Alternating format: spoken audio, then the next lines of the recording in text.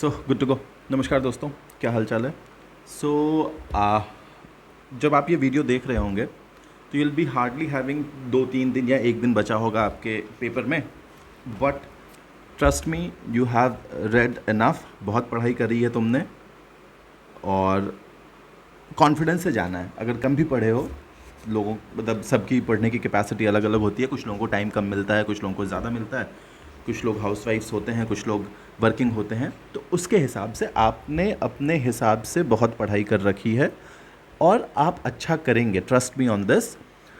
कुछ कुछ बातें कर लेते हैं, बेसिक सी बातें कर लेते हैं जो आपके हॉल में, एग्ज़ाम हॉल में काम आएंगी। 2-3 मिनट उस पर पॉन्डर अपॉन करेंगे, उसके बाद हम क्वेश्चंस डिस्कस करेंगे। लुक, कोई भी एक स्टैंडर्ड पेपर जो होता है दोस्त, एक स्टैंडर्ड पेपर जो भी क्वेश्चन पेपर होता है, स्टैंडर्ड क्वेश्चन पेपर जब भी आप देखोगे तो उसमें 25% क्वेश्चंस जो होते हैं वो बेसिक क्वेश्चन होते हैं। बेसिक मतलब जिस बंदे ने थोड़ी बहुत भी पढ़ाई करी है वो उसको कर ले जाएगा। 25% क्वेश्चंस जो होते हैं वो आपका टेम्परामेंट चेक करता है कि आप डिफ़िकल्ट क्वेश्चन देख के घबरा तो नहीं रहे हो। ये उस लेवल के क्वेश्चन होते हैं, डिफ़िकल्ट लेवल के क्वेश्चन होते हैं। और रेस्ट रिमेनिंग जो 50% क्वेश्चन होते हैं वो लाई करते हैं इस दोनों के बीच में।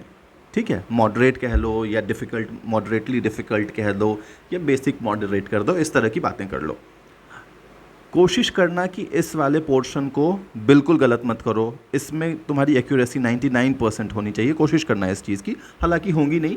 150 सवाल में 2 घंटे में सॉल्व करने में हर क्वेश्चन 1 मिनट मिलता है, 1 मिनट से भी कम मिलता है, क्योंकि तुमसे नंबर वंबर भी भरवाता है। 120 मिनट 150 सवाल, इफेक्टिवली 100 मिनट 150 सवाल होते हैं वो। तो कोशिश करना यहाँ पे मैक्सिमम ऑप्टिमाइज़ कर सको अपने मार्क्स को।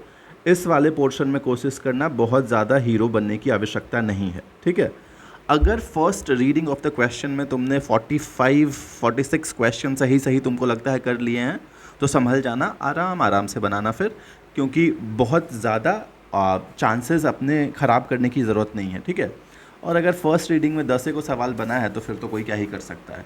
Okay, so with this background, all the best for your exam. Let's start with our discussion. कह रहा, which among the following is responsible for rise of kerosene oil in the wick of lantern? ठीक है, before we answer this question, हमने आपको अपने lecture में, जो अगर आपने रिवीजन सीरीज़ देख रखा है, उसमें हमने आपको 2 फोर्सेस की बात करी है, कोहेसिव फोर्सेस और एडहेसिव फोर्सेस। ठीक है, these are the forces. Cohesive forces मतलब सिमिलर मॉलिक्यूल्स के बीच का है, एडहेसिव फोर्सेस मतलब डिफरेंट मॉलिक्यूल्स के बीच का है। लेट्स से अगर मैं कहता हूँ कि ये एक कोई ग्लास सरफेस है, इस पे मैंने पानी डाला और पानी फैल गया, लिक्विड है, फैल गया। इसका क्या मतलब हुआ? पहले तो लिक्विड का शेप स्फेरिकल था, लेकिन अब वो ड्रॉप जैसे ही मैंने डाला वो तो फैल गया। तो इसके लिक्विड के मॉलिक्यूल्स आपस में, लेट्स से वाटर मॉलिक्यूल्स आपस में एक फोर्स के साथ जुड़े होंगे, दोनों के बीच में एक फोर्स ऑफ अट्रैक्शन होगा। I am calling that force of water. इस ग्लास के मॉलिक्यूल्स भी आपस में कुछ फोर्सेस से जुड़े होंगे, force between glass and glass. अब जब लिक्विड इसके कांटेक्ट में आया तो there will be a force of attraction between water का मॉलिक्यूल एंड ग्लास का मॉलिक्यूल। चूंकि वाटर फैल गया, वाटर को ग्लास से ज़्यादा प्यार था, वो ग्लास में फैल गया। सो मैं कह रहा हूँ कि water, force of water and glass is greater than force of water and water. ये कहानी है, इतनी बेसिक सी बात है। अब हम आगे बढ़ते हैं अपने डिस्कशन को और आगे करते एक और चीज़ पढ़ते हैं, which is surface tension. The next thing which we shall touch upon is surface tension. Surface tension क्या कहता है दोस्त? It is force per unit area. एक तरह से इसको समझते हैं हम आसान शब्द में। यहाँ से हम force per unit length, not area. Force per unit area it's pressure, force per unit length. Unit इसकी क्या हो जाएगी? न्यूटन पर मीटर। अब फिर न्यूटन को आप केजी मीटर पर सेकेंड स्क्वायर वाले कहानी में खेल के आप इसको कर लीजिएगा अपनी कहानी। सरफेस टेंशन का पर्पस क्या है? Why surface tension exist in life? Surface tension का पर्पस है मेरा दोस्त, सरफेस एरिया को मिनिमाइज करना। सरफेस एरिया को मिनिमाइज करना इसका इकलौता पर्पस है। इसको हम ध्यान में रखेंगे। तो इसलिए जो लिक्विड्स होते हैं, जो वेटलेस लिक्विड होता है, वो स्फेरिकल इन शेप होता है, क्योंकि sphere has got the least surface area 4 pi r²। जैसे ही मैं टेम्परेचर बढ़ा दूंगा सरफेस टेंशन विल डिक्रीज। ठीक है, ये एक कहानी हो गई। So with the rise in temperature the surface tension decreases. अब हमने पढ़ रखा है कि हम जब पानी में डिटर्जेंट या सोप मिलाते हैं, इफ़ वी ऐड डिटर्जेंट और soap in water, what happens, the surface tension decreases. Remember this stuff. जब सोप वाला चैप्टर पढ़ोगे केमिस्ट्री में तो इस बात का ध्यान रखना। अब देखो मेरे दोस्त कि सरफेस टेंशन टेम्परेचर के साथ बढ़ता है, इसलिए आपने अगर पढ़ा होगा कहीं तो आपने पढ़ा होगा कि जो हॉट सूप्स होते हैं that tastes better in comparison to ठंडा सूप। क्यों? गर्म सूप का सरफेस टेंशन कम है, टेम्परेचर बढ़ा हुआ है, सरफेस टेंशन कम है, वाइडर एरिया लेता है टंग पे, it tests good. Now let us see what is capillary action. So capillary action is one of, क्या कहते हैं उसको, एक आउटकम है सरफेस टेंशन का, एक या फिर एक रिजल्ट है सरफेस टेंशन का। सो कैपिलरी एक्शन क्या होता है? Tendency of liquid to rise और fall as a result of surface tension. जैसे अगर मैं कहूँ प्रेशर क्या है, तो pressure is one of the results of force. बिना फोर्स के प्रेशर होगा क्या? बिना फोर्स के प्रेशर एग्जिस्ट ही नहीं कर सकता, right? Where there is a pressure there has to be a force. Similarly my dear friend, capillary action जो है ये किसका आउटकम है, किसका वन ऑफ द रेपरकशंस है? ये रेपरकशन है सरफेस टेंशन का। सो व्हाट डिड आई से? आई से टेंडेंसी, आपको हमेशा लगेगा राइज ही राइज है कैपिलरी एक्शन में, लेकिन नहीं मेरे दोस्त, फॉल भी हो सकता है। Tendency of liquid to rise और fall as a result of what? Result of surface tension is called capillary action. जैसे आपने देखा होगा डिबिया में, बचपन में अगर डिबिया उबिया देखा होगा, रुई डालते हैं तो वो पूरा सोख लेता है ऊपर तक। सिमिलरली अब देखो, जब आप इसको डिटेल में पढ़ेंगे तो आप पाएंगे कि नैरो कोई रास्ता है जिससे अगर लिक्विड ऊपर जाए या नीचे जाए, उसको कैपिलरी एक्शन कहते हैं। सो लुक, अगर ये कोई, इसमें हमने पानी भर रखा है, ठीक है, पानी भर रखा और इसमें हम एक नैरो फनल टाइप का डालते हैं, तो आप देखेंगे पानी राइजेज लाइक दिस, मतलब ये ऐसा शेप बना लेता है, वाटर राइजेज। ठीक है, राइजेज, इट इज़ इन्वर्टेड, क्या बोलते हैं, यू बोलते हैं, हाँ, इन्वर्टेड यू टाइप का हो गया ये। लेकिन मेरे दोस्त, अगर यही मर्क्यूरी की कहानी हो जाएगी, had there been a mercury, और उसमें अगर आप ये फनल डालोगे तो it will be not like this, it won't behave like this, it will behave something like this. यानी ये सी टाइप का, यू टाइप का पैटर्न डेवलप करेगा मर्करी। और वाटर कैसा पैटर्न डेवलप करेगा? That will develop inverted U type pattern. तो यहाँ से एक चीज़ हम कंक्लूड कर सकते हैं कि liquid which wets the glass rises up. पानी ग्लास को वेट करता है, एकदम करता है। Liquid which wets the glass, it rises up, whereas liquid which does not wet the glass, liquid which does not wet the glass, wet the get, बहुत बढ़िया, wet the glass falls down। ठीक है, now अब इसको यहाँ रोकते नहीं है, और चीज़ें, एक चीज़ और देख लेते हैं, viscosity. What is viscosity? Spelling पे मत जाना, ठीक है। विस्कोसिटी को सरल भाषा में समझते हैं फ्रिक्शन ऑफ फ्लूइड या फ्रिक्शन ऑफ लिक्विड, फ्लूइड जो कहना है कह दो, फ्रिक्शन ऑफ फ्लूइड्स कह देते हैं, ठीक है। यूनिट क्या होता है इसका? यूनिट होता है PA। अगर पॉइसलस टाइप का कुछ होता है बोलते हैं, बट PI से कहते हैं, sorry, PI is its unit. Further इसको करते हैं, पास्कल प्रेशर का यूनिट होता है, इसका यूनिट PI से रिप्रेजेंट करते हैं, पॉइसल। इसको अगर हम SI टर्म्स में देखें, जो टर्म्स हमको याद हैं, दैट इज़ न्यूटन सेकेंड पर मीटर स्क्वायर। न्यूटन पर मीटर स्क्वायर आपको पता है, दैट इज़ पास्कल। सो इसको पास्कल सेकेंड भी कहते हैं। विस्कोसिटी, अगर आपने कोई पिछली परीक्षाएं दी होंगी तो आपने उसमें पाया होगा कि हनी को एक क्वेश्चन था, इसमें से पूछा था कि इसमें से सबसे ज़्यादा विस्कस कौन सा है, आपने मारा होगा हनी, तो आपका आंसर सही हो गया होगा। However, let me tell you one more substance, glycerine. Glycerine is almost even more than, almost 4 times viscous than honey. जब मैं ऑलमोस्ट कह रहा हूँ तो mark my words, it is more than 4 times. ठीक है, तो इतनी कहानी के साथ ये वाले क्वेश्चन का आंसर आपको पता भी होगा, हमको मालूम है आप बहुत सारे बच्चों को पता होगा, लेकिन फिर भी हमने इस पर टाइम दिया ताकि आपको ये सारे स्टफ़ क्लियर हो सके, या फिर अगर आपको क्लियर है तो रिवाइज़ हो जाए। इसको अगर एक रिवीजन के तौर पे देखोगे दोस्त तो एग्जैजरेट नहीं करेंगे, बट एक आध सवाल तो कम से कम यहाँ से आने की प्रबल संभावना है। ठीक है, so recoiling of gun after firing is based on the principle of Newton's laws of motion होता है। ये सब सारी कहानी हम पढ़ चुके हैं। इससे पिछले वाले में आपने देखा होगा न्यूटन्स फर्स्ट लॉ और सेकंड लॉ का एक एग्जांपल हमने बताया था। जब एक बंदा कार चला रहा है तो जो वो सीट बेल्ट से खिंचाता है, आगे पीछे होता है, that is Newton's first law. जब एक्सीडेंट हो जाता है, अचानक से ब्रेक लगता है या फिर ब्रेक नहीं लगता है, गाड़ी रुक सी जाती है अचानक से बहुत ज़्यादा हाई स्पीड से, तो जो एयर बलून निकलता है, एयर बलून का कौन से प्रिंसिपल पे काम कर रहा है? सेकेंड लॉ ऑफ मोशन पे। थर्ड लॉ ऑफ मोशन है every action has equal and opposite reaction. बंदूक है, बंदूक से आपने गोली छोड़ी, ये गोली आगे गई, बंदूक का रिकॉइल होगा। सो this is every action has equal and opposite reaction, Newton's third law, equal and opposite reaction. The point to be noted here is कि एक्शन क्या है? एक्शन गोली का निकलना है। तुमको लगेगा टाइम पास कर रहे हैं, लेकिन नहीं दोस्त, एक्शन इज गोली का निकलना। रिएक्शन क्या है? रिकॉइल होना बंदूक का, रिकॉइल होना किसका? गोली का? नहीं, बंदूक का। तो always remember this, action and reaction pair do not act on the same object.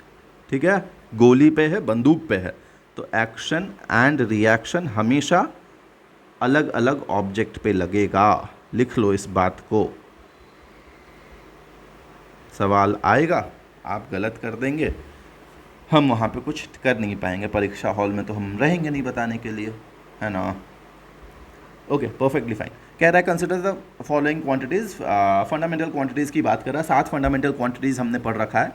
Length, mass, stress नहीं है मेरे दोस्त, टाइम है, ऑब्वियसली टाइम रहेगा। इलेक्ट्रिक करंट एक फंडामेंटल क्वांटिटी है, एम्पियर, लेंथ का मीटर, मास का केजी, टाइम का second. Electric current, there is a temperature, temperature जिसका kelvin, then there comes amount of substance जिसका है mole, then there is luminous intensity जिसका है कैंडेला। तो ये 7 चीज़ें हो गई हैं फिजिकल क्वांटिटीज़। बट इन सब में से इंपॉर्टेंट कौन सा है? सातों में सातों इंपॉर्टेंट है, बट मैं डिस्कस करूँगा स्ट्रेस पे। स्ट्रेस पे क्यों डिस्कस करना है दोस्त? क्योंकि बार बार तुमसे परीक्षा में इसका यूनिट पूछ लेता है, और हम तुमको बता चुके हैं स्ट्रेस का डेफिनेशन क्या होता है। Original dimension divided by, sorry यार, चलो ओरिजिनल डायमेंशन आ जाएगा डिनोमिनेटर में, change in dimension divided by original dimension. कहीं कहीं तुमने पढ़ा होगा change in length divided by original length, वो एक पार्शियली करेक्ट है। जैसे change in volume divided by volume भी स्ट्रेस होगा, change in area divided by area भी स्ट्रेस होगा, change in lateral length divided by length भी स्ट्रेस होगा, change in longitudinal length divided by length भी stress ही होगा। ठीक है, so delta L by L. But in every case my dear friend, चाहे change in length by length लो, चाहे change in area by area लो, the unit will be, it will be a unitless quantity, it will be a unitless quantity my dear friend. ठीक है, unitless होगा तो dimension भी तुम्हारा कुछ नहीं होगा, m0 l0 t0। ठीक है, ओके। इसके बाद एक चीज़ हम बार बार हम लोग पढ़ते रहते हैं, फेमटो 10 to the power -15, याद आया तो बता दिए। अट्टो 18, ठीक है। और एक जेप्टो करके भी होता था, जेप्टो 10 to the power -21, और एक यक्टो 10 to the power -24। सो जो हम लेंथ की चर्चा कर रहे थे ऊपर में, length is a fundamental quantity, there are some units of length जिसके बारे में आपको जानना चाहिए। Fermi is one of the units. Fermi length किस में होता है? फर्मी होता है जब आप इलेक्ट्रॉन एकदम इलेक्ट्रॉन लेवल पे चले जाते हैं, जब उसकी एनर्जी निकालते हैं, तब वहाँ पे फर्मी के टर्म्स में आता है। There is a length call nanometre 10 to the power -9, there is a length call angstrom 10 to the power -10। ठीक है, there is a unit of length called parsec, light year, astronomical unit. Astronomical unit की definition क्या होती है? Astronomical unit की definition होती है, it is the distance between sun and earth. अब अगर आपने पढ़ रखा है, नहीं भी पढ़ा है, तो प्लीज़ गो थ्रू दिस कि पार्सेक की डेफिनेशन क्या होती है। लाइट ईयर की वैल्यू होती है almost 10 to the power 16 metre, if I am not wrong, 9.5 × 10 to the power 15 metre. 1 parsec is equal to 3.26 light years. Astronomical unit is the smallest unit out of all the three. Parsec सबसे बड़ा होगा, फिर light year होगा, फिर astronomical unit होगा। ठीक है, कह रहा for small deformation stress and strain are proportional, this is called Hooke's law. Hooke's law, Hooke's law क्या कहता है दोस्त, देख लो, स्ट्रेस है, स्ट्रेन है, स्ट्रेन की हम चर्चा कर चुके थे, this is original change in dimension divided by original dimension. There is something called stress. Stress क्या होता है, फोर्स पर यूनिट एरिया। तो कहोगे फिर प्रेशर क्या होता है, स्ट्रेस पढ़ने के लिए ये पढ़ना पड़ेगा, when equal and opposite force, जैसे इसको ऐसे लो, इक्वल एंड ऑपोजिट फोर्स में लगा रहा हूँ, एफ लगा रहा हूँ यहाँ पे भी एफ लगा रहा हूँ, इसके क्रॉस सेक्शनल एरिया के अक्रॉस एक स्ट्रेस डेवलप हो जाएगा जिसको कहेंगे F by A. Hooks law क्या कहता है मेरे दोस्त, हुक्स लॉ कहता है कि this stress is directly proportional to strain, और जब यहाँ से प्रोपोर्शनैलिटी कांस्टेंट हटाते हैं तो यहाँ पे आ जाता है यंग्स मॉडुलस ऑफ इलास्टिसिटी आ जाता है, force upon area Young's modulus of elasticity delta L by A. Force is equal to Young's modulus of elasticity area L delta L. ठीक है, कोई फिजिक्स का बच्चा होगा तो उसने पढ़ा होगा F is equal to K into X. देखो, Young's modulus of elasticity is fixed for a object material, area cross sectional area fix ही रहना है, ओरिजिनल लेंथ में चेंज कर नहीं रहे हैं हम। तो जब भी हम स्ट्रेस स्ट्रेन करते हैं तो डेल्टा एल यानी चेंज इन डायमेंशन होता है जिसके करस्पॉन्डिंग ये फोर्स बदल सकता है। ठीक है, देयर इज एक और कहानी ऊपर में दी हुई है दोस्त, पास्कल्स लॉ। पास्कल्स लॉ क्या होता है देख लो, समझ लो, less chances of it coming in the exam, but ठीक है, Pascal's law, there is something called Pascal's law. Pascal तुमको समझ में आ गया होगा, फोर्स नहीं प्रेशर से लेना देना होगा इसका। ऐसा यूनिट किसका है, ये प्रेशर का है, फोर्स अपॉन एरिया का है। तो ये कहता है मेरा दोस्त, पास्कल्स लॉ जब भी हम पढ़ते हैं बचपन से ही, तो ये फ़ोटो आप देखते होंगे, यहाँ पे आपने एक फोर्स लगा दिया है, ठीक है, तो यहाँ पे एक प्रेशर क्रिएट हो गया, इसका क्रॉस सेक्शनल एरिया कुछ होगा, let me call me as this pressure P। तो कह रहा है the pressure applied on an enclosed fluid, ये कोई फ्लूइड है, फ्लूइड लिक्विड है, सॉलिड तो नहीं होगा, लिक्विड है या गैस हो सकता है, कह रहा है, और ये इनक्लोज्ड है, कह रहा है the pressure applied on an enclosed fluid, ये P है, P प्रेशर अप्लाई हो रहा है, this will be transmitted to every place and even on the container at this point. मतलब अगर इस पॉइंट पे P प्रेशर लग रहा है तो यही P प्रेशर यहाँ होगा, यही P प्रेशर यहाँ होगा, यही P प्रेशर यहाँ लग रहा होगा, यही वाला P प्रेशर यहाँ भी लग रहा होगा। ठीक है, लेकिन ये किस केस में है मेरे दोस्त, ये तब है जब क्लोज्ड है, ये क्लोज्ड है। अगर ओपन रहेगा तो क्या हो जाएगा, ओपन रहेगा तो फिर दिक्कत है, फिर ये वाली कहानी हम नहीं लगा पाएंगे। अगर यहाँ पे P है और ये ओपन है, ये P एटमॉस्फेरिक हो जाएगा, और इस पॉइंट पे P एटमॉस्फेयर प्लस रो जी एच हो जाना है। ठीक है, अगर हाइट h है तो इतना नहीं जानते हैं यार फालतू में। सॉरी, कह रहा है if one end of metallic rod is put on a flame then which of the following will majorly be responsible for heat transfer from one end to other. देखो, तीन तरह से हीट ट्रांसफर होता है, conduction, convection, radiation. Similarly तीन तरह से कोई ऑब्जेक्ट चार्ज्ड होता है, charged by friction, charged bye conduction, charged by induction. ठीक है, तो कंडक्शन में सीधा सीधा समझते हैं, कंडक्शन कुछ नहीं होता है, कंडक्शन में लिखा रहता है, कंडक्शन को समझने के लिए समझो डायरेक्ट कॉन्टैक्ट या टच, इसका मतलब हो गया कंडक्शन। जैसे हमने ये एक इलेक्ट्रिक केटल है, ठीक है, इसमें पानी चाय रखे हैं हम, केतली है, केतली इलेक्ट्रिक भी नहीं, सीधा केतली है जिसमें गरम गरम चाय छान के रखे हैं, केतली है।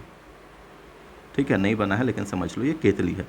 अब केतली को हम यहाँ छू देंगे तो हमको हाथ में गर्मी लगेगा ना जी, क्योंकि केतली गर्म है तो हमको हाथ में भी गर्मी लगेगा। This is conduction, I have come in direct contact of that. लेकिन अगर तुम समझो यहाँ पे आग तापते हैं, घूरा लगा दिए, घूरा समझते हो, बचपन में भैंस वैंस गाय वाय के सामने घूरा तापते थे बचपन में, तो घूरा के सामने जो आग जल रहा होता था, या तुम हाथ यहाँ रखते थे, तुम अगवा में हाथ थोड़ी ना डाल देते थे, जब यहाँ रखते थे, लेकिन फिर भी तुमको गर्मी तो लगता था। This is called convection.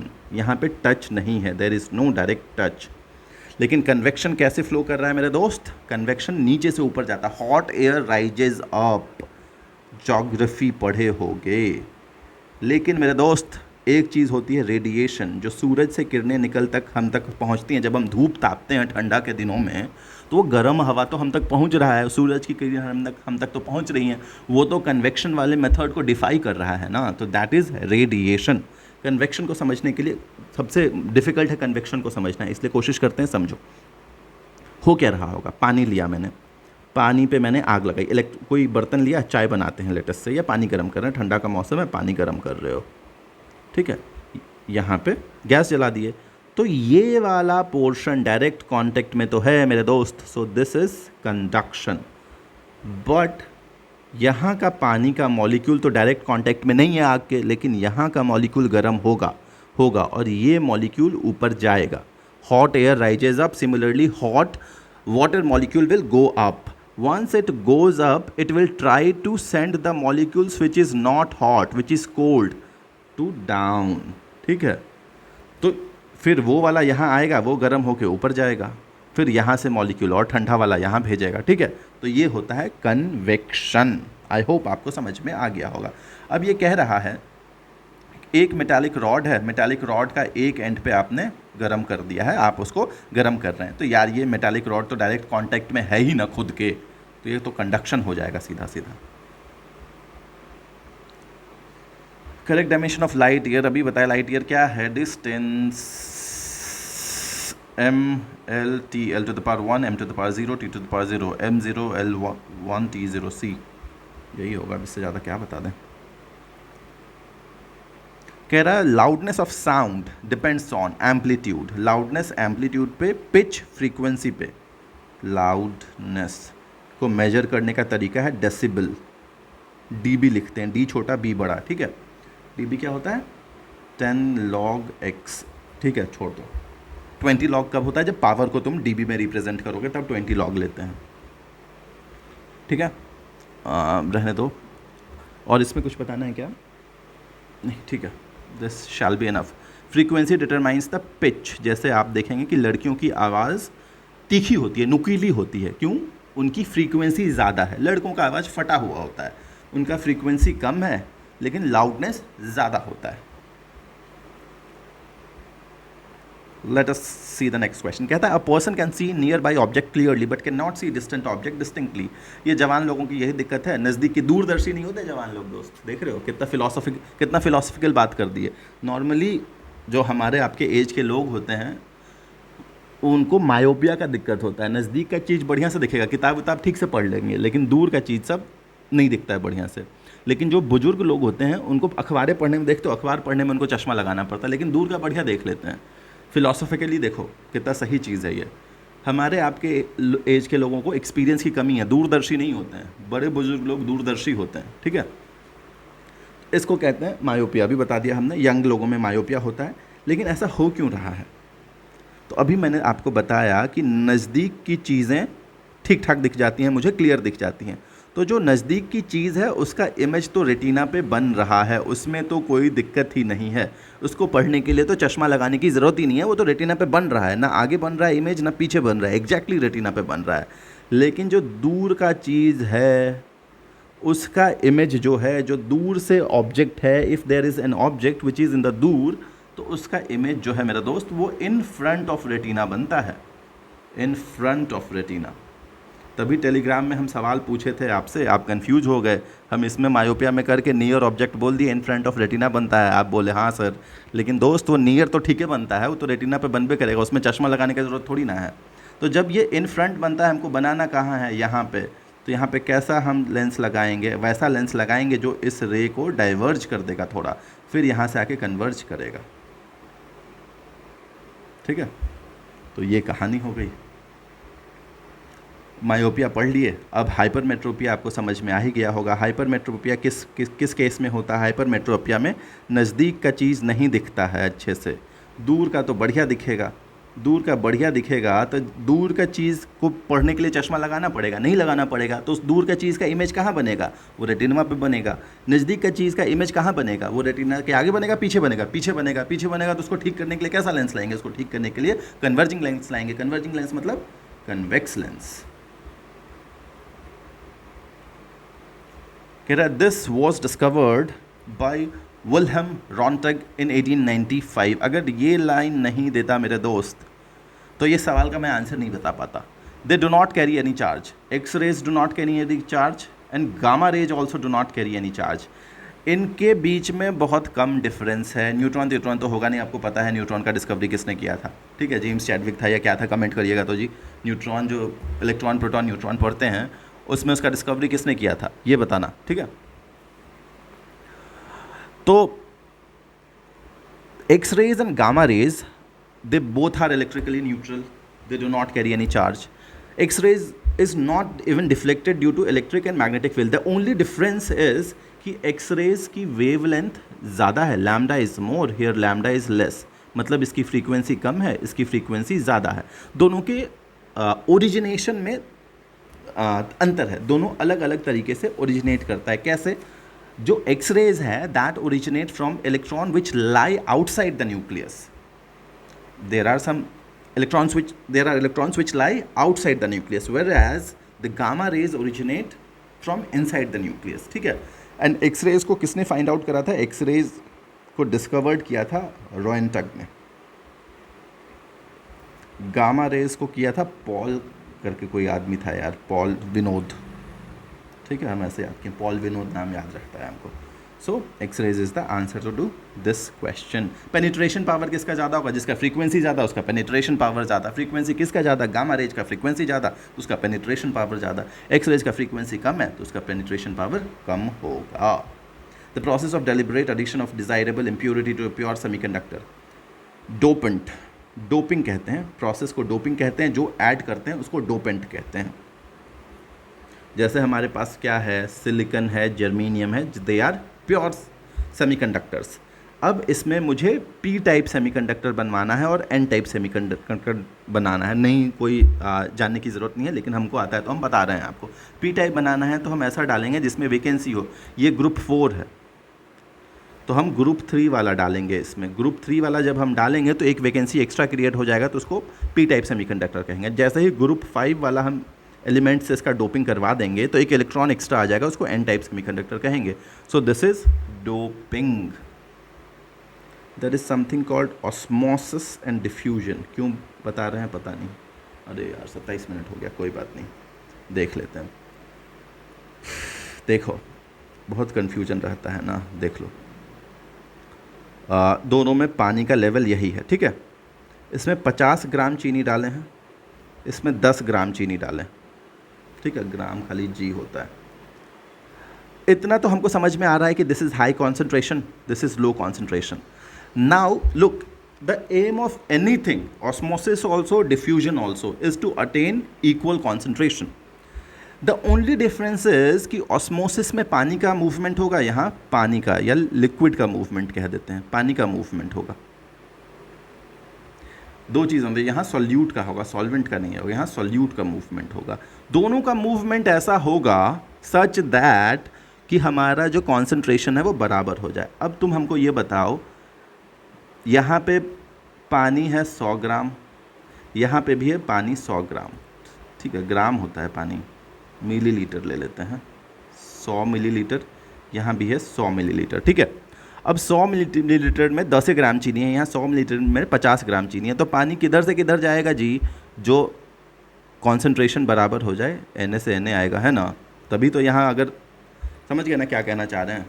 अब डिफ्यूजन में देखो क्या होता है, सेम कहानी ले लिए बुआ, ठीक है। 100 ml 100 ml 50 ग्राम 10 ग्राम, ठीक है। डिफ्यूजन क्या चाहेगा? डिफ्यूजन कहेगा कि हमारे पास सॉल्यूट का कॉन्सेंट्रेशन इधर ज़्यादा है, हम इधर से इधर मूव कर जाते हैं। इधर कौन मूव करेगा? इधर मूव करेगा सॉल्यूट। अरे यार ठीक है, कोई बात नहीं, आधा घंटा हो गया, चलो कोई दिक्कत वाली बात है नहीं। नहीं समझ में आएगा तो कोई दिक्कत नहीं है। आपको ये चीज़ बस समझना है कि डिफ्यूजन और ऑस्मोसिस में क्या डिफरेंस है। सिमिलरली एक चीज़ होता है transpiration and evaporation. There is one thing called transpiration and evaporation, ठीक है। आपको बताना है एक डिफरेंस, दोनों में बताना है। दोनों में पानी ऊपर उड़ जाता है ना, डिफरेंस बताना है। एक बायोलॉजिकल प्रोसेस है, क्या which one is a faster process, बता दो हमको, ठीक है, मज़ा आ जाएगा। चलो bye for the day, take care, study well यार। अरे यार तो इतना सारा चीज़ आ